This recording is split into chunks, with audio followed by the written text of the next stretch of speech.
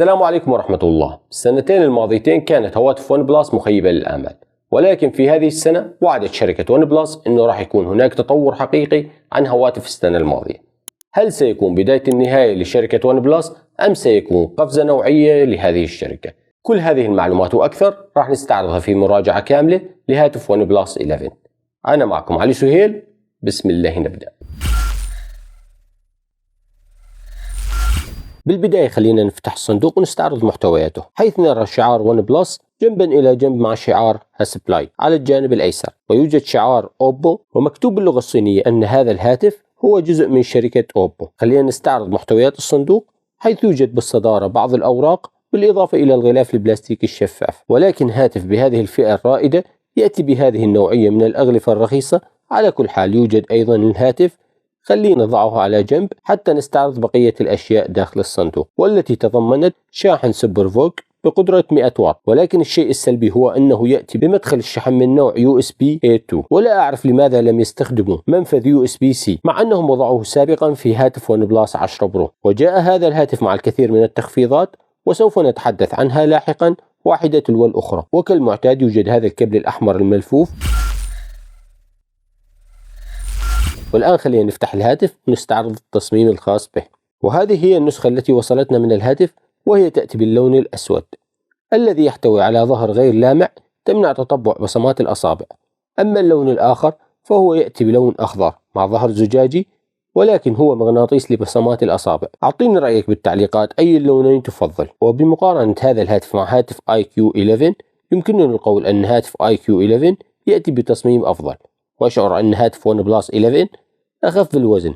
خلينا نتحقق من حيث الوزن. هاتف ون بلس 11 يأتي بوزن 207.6 غرام، وهاتف IQ11 هو أيضا يأتي بوزن 207.6 غرام، لذلك لا يوجد فرق بين الاثنين. ومن الأسفل نلاحظ أوجه التشابه بين الهاتفين، حيث يوجد مكبر الصوت الرئيسي ومنفذ USB 2.0 الذي يعتبر قديم بالنسبة لمنفذ USB-C وميكروفون المكالمات ومدخل شريحتي سيم كارد. طبعا في هاتف IQ11 منفذ الشحن من نوع USB-C، ومن الناحية العلوية يوجد مكبر صوت رئيسي آخر وميكروفون لعزل الضوضاء، وعلى الجانب الأيسر يوجد زر الطاقة بالإضافة إلى الزر المنزلق، وعلى الجانب الأيمن يوجد أزرار رفع وخفض الصوت. ومع الغلاف البلاستيكي نلاحظ أن هذا الهاتف يفقد جماليته، لأن بالأساس هذا اللون الأخضر يأتي لامع جدا. وتصميم الكاميرات هذه المرة مختلف بعض الشيء، حيث أتى بتصميم دائري مع وجود شعار هاسبلايد في منتصفه. ومرة أخرى ومن ناحية رأيي الشخصي، من ناحية التصميم لا يوجد شيء جذاب في هذا الهاتف.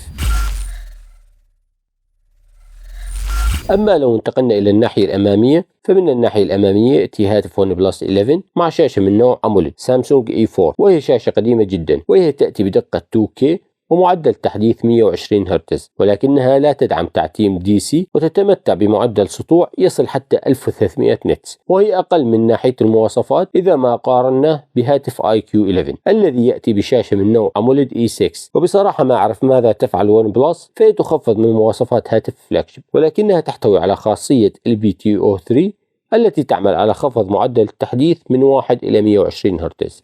وحجم الشاشة هو 6.7 بوصة، ولا يوجد فيها أي معايرة لألوان PWM. وإذا ما قارنا هذه الشاشة بشاشات هذا العام، فالألوان لا تبدو طبيعية تحت أشعة الضوء الساطع، وهي تستهلك طاقة أكثر من بقية الشاشات. أما من ناحية المعالج، فهذا الهاتف يأتي بمعالج سناب دراجون 8 الجيل الثاني، مع وجود رامات من نوع LPDDR5X وذاكرة تخزين داخلية من نوع UFS 4.0. وسنجري بعض الاختبارات لمعرفة أداء هذا الهاتف بالمقارنة مع هاتف IQ11.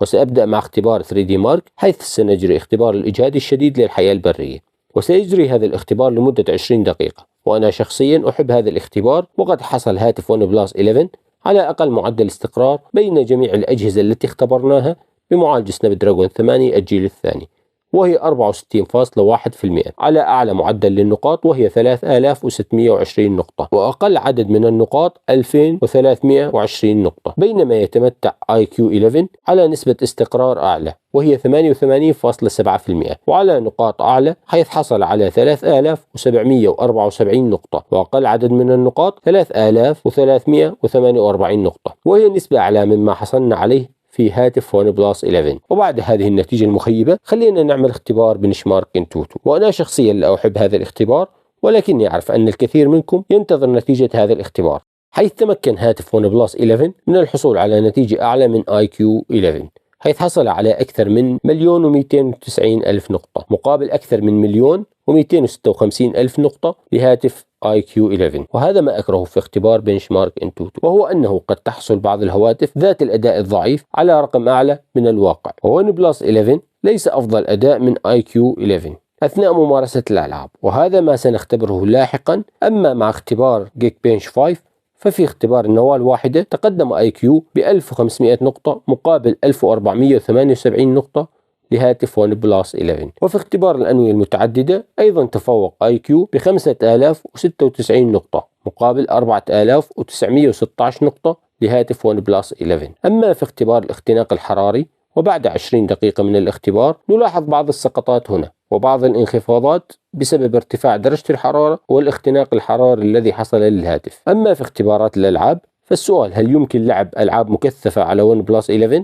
بالتأكيد يمكنك لعب أي لعبة على هذا الهاتف، فهو يحمل معالج سناب دراجون 8 الجيل الثاني، حيث يتم التعامل مع الألعاب المختلفة بدون أي مشاكل طبعا في بداية اللعبة، ولكن الثبات في IQ 11 كان أفضل. ومع اختبار لعبة جينشين إمباكت وخلال 30 دقيقة بدأ هاتف ون بلس بالاختناق، وأيضا بعد ساعة من اللعب ارتفعت درجة حرارة الهاتف من الخلف بدرجة كبيرة حيث وصلت إلى 46.7 درجات، مع معدل إطارات بالمتوسط في لعبة جينشين إمباكت 57.10%، ومع تشغيل الأداء العالي حصل على 58.15 FPS.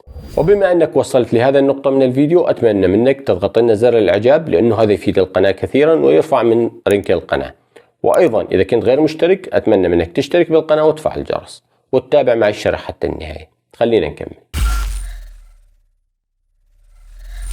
أما من ناحية الكاميرات فهاتف ون بلس 11 يحتوي على 3 كاميرات. الرئيسية تأتي بمستشعر رئيسي من شركة سوني وهو IMX 890 بدقة 50 ميجا بكسل، وأيضا قاموا بتغيير العدسة الواسعة المقربة وهي عدسة تيليفوتو 32 ميجا بكسل بتقريب بصري 2x زوم وبمستشعر من شركة سوني وهو IMX 709. والكاميرا الثالثة للزاوية العريضة وهي تأتي بحجم 48 ميجا بكسل بمستشعر سوني أيضا وهو IMX 581. وأيضا يمكن لهذه الكاميرا من التقاط صور مايكرو على بعد 3.5 سنتيمتر. وفي الحقيقة استطاع هذا الهاتف من إنتاج صور جميلة جدا، وستكون الصور جيدة باستخدام أي عدسة من هذه العدسات الثلاث. وهذه بعض الصور الملتقطة من هاتف ون بلس 11 مع هاتف IQ 11، حيث نلاحظ الألوان فيه أكثر حيوية من IQ 11.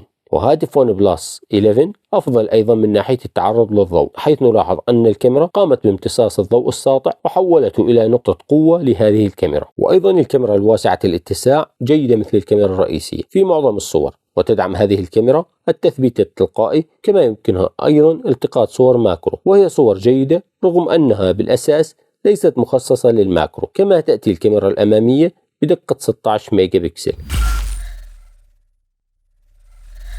أما من ناحية الصوت وكما قلنا أنه يحتوي على مكبر صوت ستيريو، واحد بالأسفل والآخر بالأعلى. خلينا نستمع إلى عينة من الصوت في هذا الهاتف، وأتمنى تعطيني رأيك في أسفل بالتعليقات.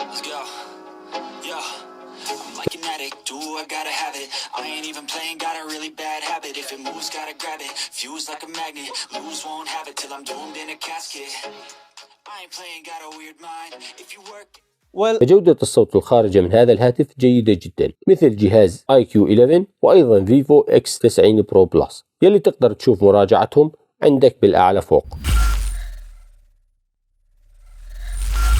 أما البطارية والشحن في هذا الهاتف فكما قلنا أن هذا الهاتف يأتي بشاحن بقدرة 100 واط مع بطارية بحجم 5000 ملي أمبير. وهناك ملاحظ أن النسخة الأمريكية من هذا الشاحن تأتي بقدرة 80 واط فقط، حيث يستطيع هذا الشاحن شحن الهاتف بمقدار 25% خلال 5 دقائق فقط، و50% خلال 10 دقائق، وأيضا إتمام الشحن حتى 100% خلال 26 دقيقة فقط، وهو رقم جيد. وقد تمكنت الشاشة من العمل على هذا الهاتف مع الضغط عليها لمدة 5 ساعات و36 دقيقة فقط، ولكن قد تختلف المدة إذا خفضت دقة الشاشة إلى فول اتش دي بلس مع 60 هرتز معدل التحديث، ولكني لا أعتقد أنك تشتري هاتف بهذا السعر وأيضا تخفض الدقة وتخفض معدل الهرتز، وللأسف فهذه أقل مدة حصل عليه أي هاتف رائد في سنة 2023، وهذا يمثل مشكلة كبيرة بالنسبة للهاتف. أما من ناحية واجهة المستخدم فمع ون بلس 11 ستحصل على أندرويد 13 مع واجهة كلر او اس. أما النسخة العالمية فهي تأتي بواجهة أكسجين او اس، حيث يمكن زيادة حجم الرام إلى 8 جيجا إضافية، وواجهة كلر او اس تحمل نفس الميزات الموجودة في واجهة كلر او اس العالمية. ويأتي هاتف ون بلس 11 مثل أي هاتف ذكي آخر من فئة الفلاجشيب ببصمة مدمجة بالشاشة، وهو مستشعر بصمات الأصابع من الجيل السابق، وليس بالموجات فوق الصوتية، ولكن هو سلس ولم أجد فيه أي تأخير يذكر. ومن ناحية سعر هذا الهاتف فهو يأتي بسعر $800 أمريكي، وهو يحتوي على بعض الميزات الإضافية مثل دعمه لشبكات الجيل الخامس 5G، وأيضا واي فاي 6 وبلوتوث 5.3 ودول 4G فولت، وأيضا دعم NFC للدفع. ولكن لا يأتي للأسف هذا الهاتف مع أي معيارية لمقاومة الماء والغبار. وإذا كنت تريد هاتف للألعاب فهاتف IQ 11 يقدم أداء أفضل من ون بلس 11، ولكن الكاميرات في هاتف ون بلس 11 أفضل بكثير، بالإضافة إلى أن سعر هاتف IQ 11 هو أقل من سعر هاتف ون بلس 11. وتقدر تشوف المراجعة الكاملة لهاتف IQ 11 عندك بالأعلى فوق. إن شاء الله هناك مقارنة قادمة بين هاتف ريدمي K60 برو مع هاتف موتورولا 40X. إذا عندك أي سؤال حاب تسألني فيه خصوص هذه المقارنة اكتب لي أسفل بالتعليقات وراح أجاوبك عنه إن شاء الله في هذا الفيديو القادم. وفي نهاية هذا الفيديو أتمنى منك تشترك معي بالقناة وتفعل الجرس، وأيضا ما تنسى تضغط لي زر الإعجاب لأنه هذا يفيد القناة كثيرا. سبحانك اللهم وبحمدك، أشهد أن لا إله إلا أنت، أستغفرك وأتوب إليك، والسلام عليكم ورحمة الله.